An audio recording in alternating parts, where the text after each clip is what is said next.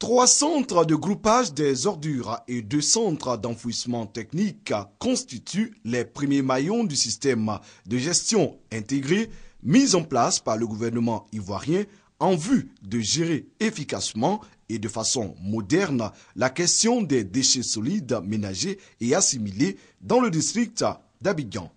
Il s'agit aujourd'hui, dans la perspective de la fermeture prochaine de la décharge d'Akouedo, d'accélérer les travaux de construction de ces sites adaptés aux réalités du moment. Le ministre de l'Environnement, de la Salubrité urbaine et du Développement durable s'est rendu à Bingerville-Namoué, à une vingtaine de kilomètres de la commune, pour voir le centre de groupage en construction sur un espace de 5 hectares avec un centre de transfert, une unité de tri et une usine de biométhanisation.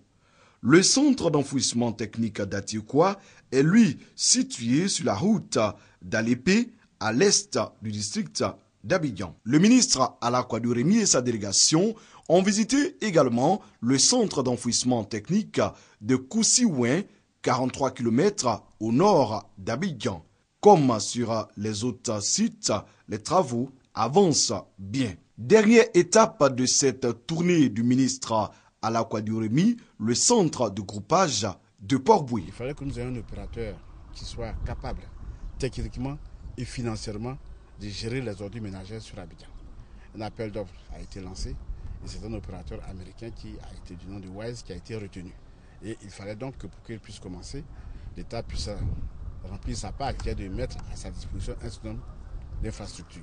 Ce plan a prévu qu'il y ait des centres d'enfouissement technique qui, eux, sont des infrastructures de salubrité où on envoie les déchets, mais dans des conditions de santé, d'hygiène et environnementale qui soient absolument acceptables. En principe, lorsque vous allez sur un centre d'enfouissement technique, vous ne voyez ni mouches ni déchets.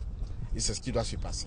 Centres de groupage et centres d'enfouissement technique devront être opérationnels début 2015. Bientôt, la décharge d'Akouedo ne sera plus qu'un lointain et vieux souvenir. Le site sera réhabilité afin d'offrir aux populations un mieux-être environnemental.